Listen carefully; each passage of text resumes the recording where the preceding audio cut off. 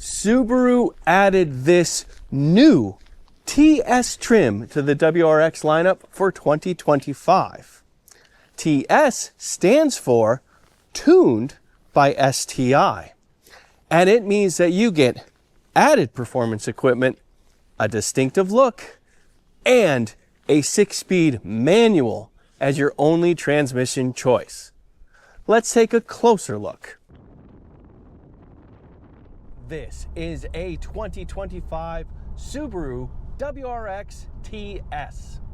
Looking at the front of the WRX TX, this is largely the same as it has been since it started its 5th generation in 2022. You get the distinctive front hood scoop right here, this grille right here, and these nice and relatively small for the modern era headlamps.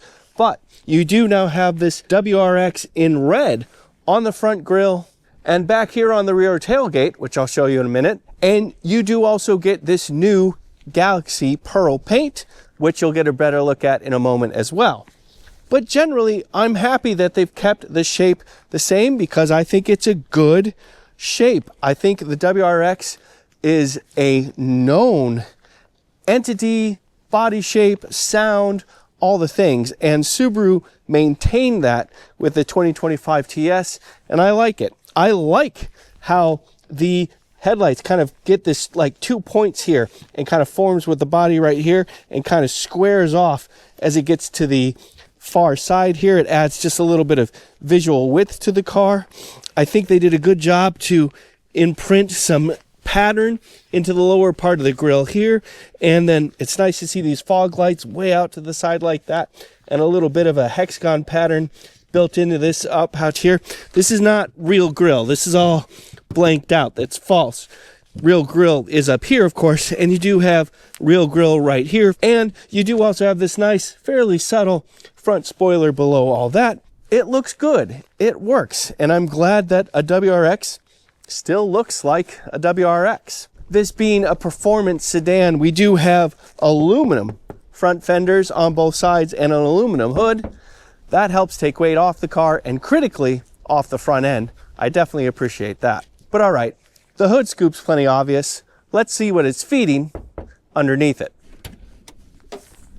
Well, there it is, your 2.4 liter flat 4 engine, turbocharged of course, making 271 horsepower and 258 pound-feet of torque. This engine was new for 2022 with the new 5th generation car, but has gone unchanged since. And even though this is the most performance version of the WRX, it maintains the same engine and the same horsepower. But there are definitely some cool things about it to notice right away. First of all, it is longitudinally mounted, or fore-aft like that, which means that the transaxle is behind, not next to it, and that helps distribute the weight a little bit more evenly front to rear. Definitely appreciate that. Also, it is quite obvious what the hood scoop is doing as you see this massive intercooler sitting right on top, just below this sealed rubber here from the hood scoop to feed and force cooler air through the intercooler. Very cool to see that. And then you have this nice plastic intake plenum kind of snaking around on top as well. Battery is easy and obvious to see hanging out up front here, just ahead of some fuse boxes right here. We have the brake master cylinder and a module behind that. Oil filter, plenty easy to see and change right here. On the other side, you have the intake, comes around here to the air box, goes way down below, eventually takes its way to the turbo and the intercooler, and eventually to the throttle body in the intake right here. Very interesting to see that. We have another fuse box way off to the side here, and our ABS pump right next to that. The front axle center line is right around here, so just a bit behind the front of this intercooler right here, which does mean much of the engine is ahead of the front axle center line. But again, because this is a fore-aft mounted setup, that does definitely help weight distribution. And the axle, the front axle, is pushed farther forward than I initially expected. So that actually is kind of promising to see it that way. And another nice little touch here, this is not a manual hood posts. We have gas struts to hold up the hood, and the hood comes up nice and high, so you have good, easy access to it. Those two things are nice enthusiast touches. And finally, windshield washer fluid is on the driver's side, real easy to get to right here.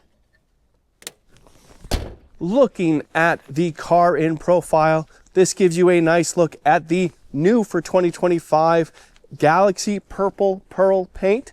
This is a $395 optional color, and I think it looks nice.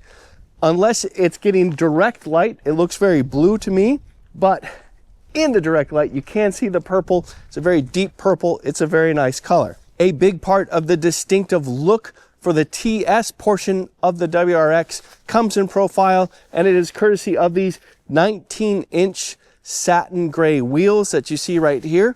We'll take a closer look at those in a moment. Behind those wheels, you can see some Brembo calipers, but I am officially getting ahead of myself. But generally, I like the shape of the WRX. I noticed right away that we've got these nice front fender flares right here. They're kind of subtly built into the front quarter panel and kind of have some distinct character lines to show them off. We do have this black plastic right at the base of them.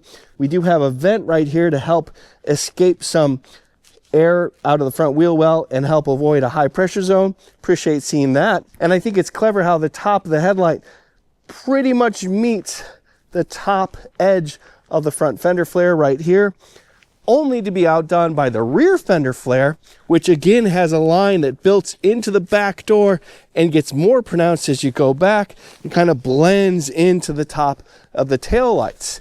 So this is a real nice, subtle, natural design element to give you two fender flares. And again, we've got this black plastic right here, but it does have this nice little pattern built into it to give it just a little something more. And then the two fenders are connected by this piece down here, which is more of that black plastic, and it kind of tucks in well because of the base of the door, and I do think it adds a bit of a sporty look to it. And that actually leads to one of the strengths of the WRX, I'd say.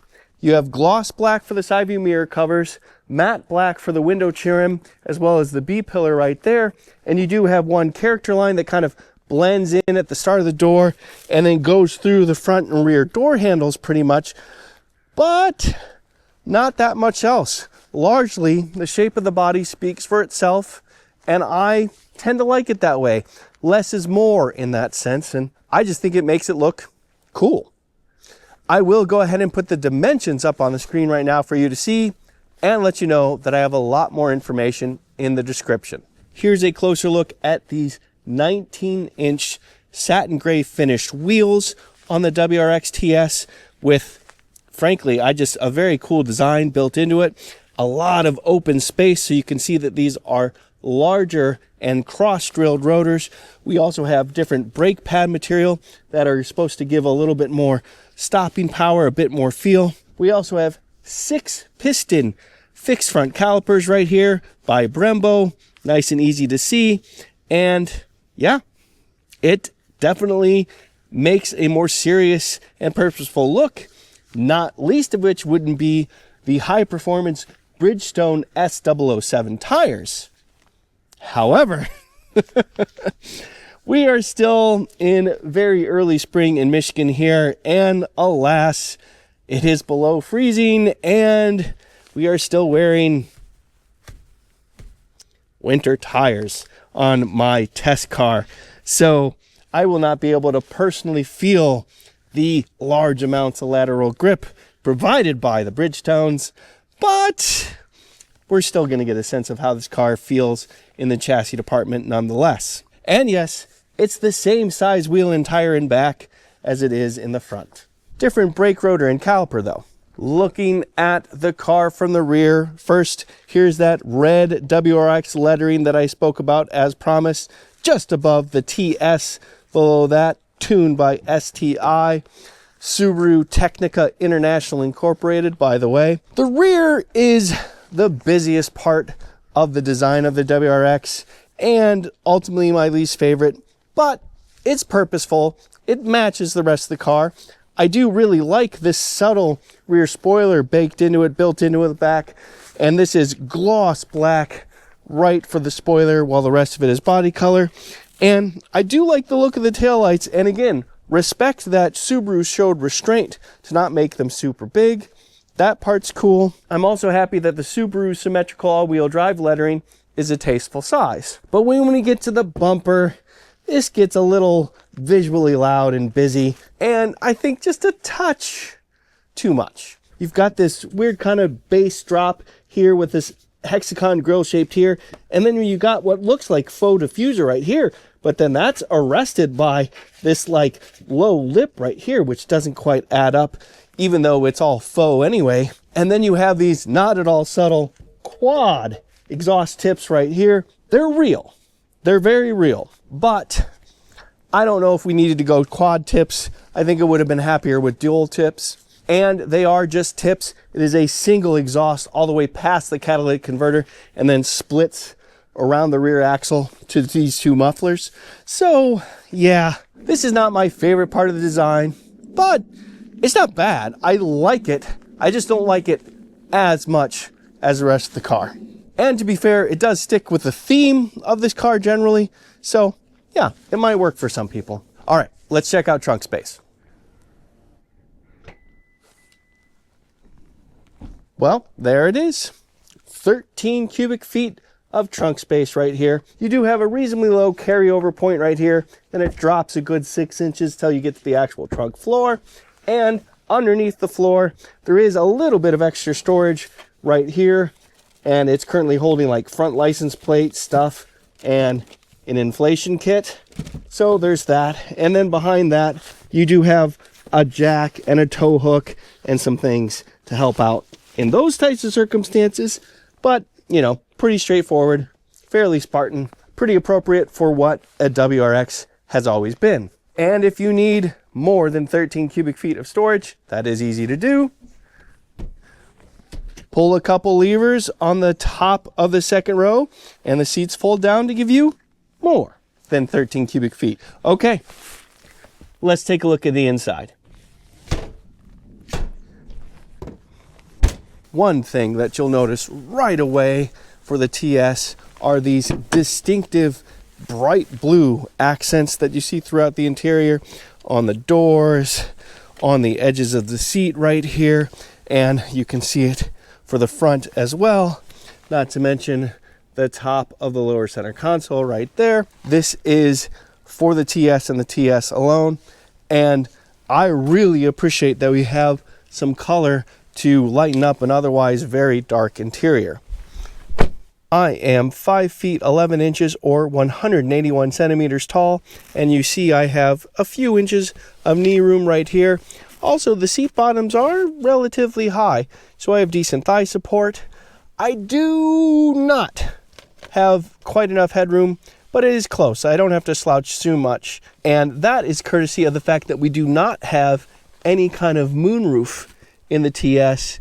That is purposeful to give a little bit more headroom and take some weight out of the car up high. It also is a cheaper way to build a car, but headroom ultimately still suffers. Ow, ow. On the bright side, I definitely have less than a 90-degree bend in my knees. We do also have this nice little faux carbon fiber pattern right here, but it is otherwise hard plastics and pretty plain back here. We do have a USB Type-C and USB Type-A charge port back here, so that's something. And we do also have a center armrest with cup holders, so hey, it wouldn't be so bad back here for a short trip anyway. All right, let's go to the front.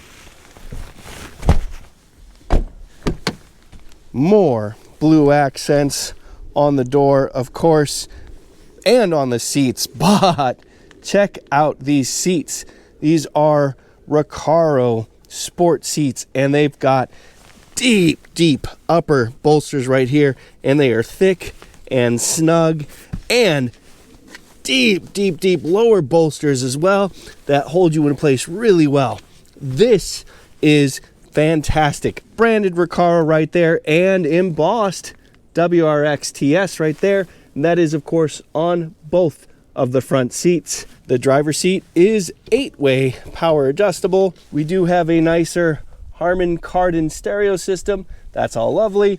The usual controls on the door right there, and a couple of controls to the left of the steering wheel right there, just above the aluminum pedals. And yes, you counted right, 3 pedals to look at. We do have a clutch. We do have a 6-speed manual transmission. That is the only transmission offered on the WRX TS, which I deeply appreciate. It's really great to see a manual transmission in a car again, but this is also the first manual I've driven for a review in like a year. That part's kind of sad. By the way, real quick, the passenger front seat is manually adjustable. And of course, the steering wheel adjusts both tilt and telescope manually with this lever right here. The steering wheel itself is a nice fat rim, small diameter. It does say WRX right there, and it also has some blue stitching to match the accents around the car. A nice little TS tribute right there. I like that it is a flat bottom. I like that it is a thick rim. I do wish it was a slightly grippier material than this, but generally it's a very good wheel. We do also have plenty of controls. Looks like mainly cruise control options on the right, media control options on the left. Just behind the wheel, we do have our red STI engine start button right here. And that lights up our fully digital 12.3-inch instrument cluster screen. Next to that is our 11.6-inch portrait mounted center display, and that does include wireless Apple CarPlay and wireless Android Auto. You do also get dual zone climate control and heated front seats, and those are standard on the WRX. As you can see, the screen itself has a lot of different apps built into it, and if you slide, we have a second screen right there, mostly empty, but you can add more if you wish. If you take a quick look at settings, you can see that you have a lot of different things to choose from here on settings.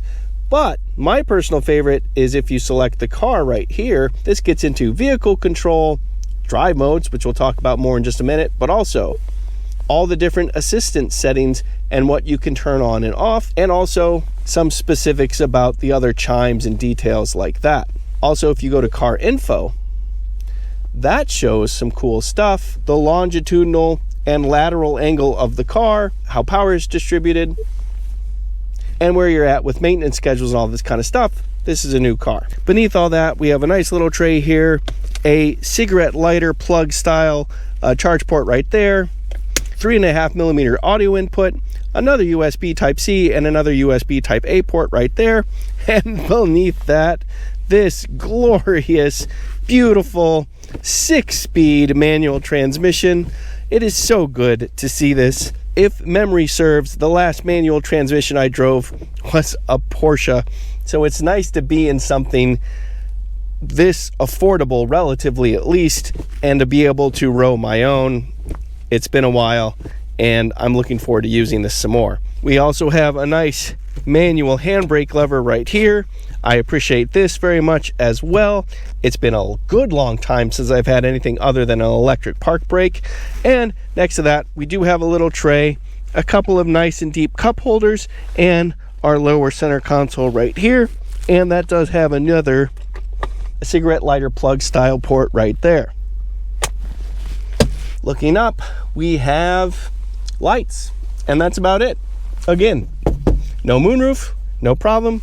Simple, lightweight, appreciated. All right, let's talk drive modes. You can change them with this button right here, and when you press it, it goes through the cycle, which you can see beneath the tachometer right there. But I wanted to show you on the center display right here, because hit the vehicle right there, goes to vehicle control. You can hit drive mode select right here, and when you go through the different drive modes, it shows you what it's changing as you change the drive modes. So comfort, and then I'm going to use the button on the steering wheel again. Normal, Sport, which is the default setting. This is what you get on engine start. Sport Plus, which cranks everything up, and then also individual. And you can see that you do have suspension adjustment. We do have adjustable shock absorbers in the TS WRX, so you do have 3 levels of suspension in addition to the usual thing, weighting up the steering, having a faster throttle map, those types of things. This will have real effects on how the car behaves in terms of the chassis, not just the powertrain. So there you have it, the new for 2025 Subaru WRX TS. I think it looks cool. I like the blue accents spread throughout. I like the 19-inch wheels for sure. And I think the Galaxy Pearl paint looks cool too. I do wish I had summer, not winter tires mounted right now, but hey, those are the facts. The base price for a 2025 Subaru WRX has gone up a little bit because the base trim is now the premium. I'll put that price up on the screen for you to see, but the base WRX TX starts at $46,875. And because my test car does have the premium paint, it goes for $47,270. In today's world of a very fast pace of technology coming through, changing cars, changing the character of cars, the fact that this WRX can maintain some simplicity, including things like this beloved by enthusiasts 6-speed manual transmission, it's nice to see. It's nice to see just a bit of analog, a bit of simplicity still left in today's market. This WRX TS, tuned by STI, has a lot of the right kind of changes. I'm Robin Warner. Thank you very much for watching.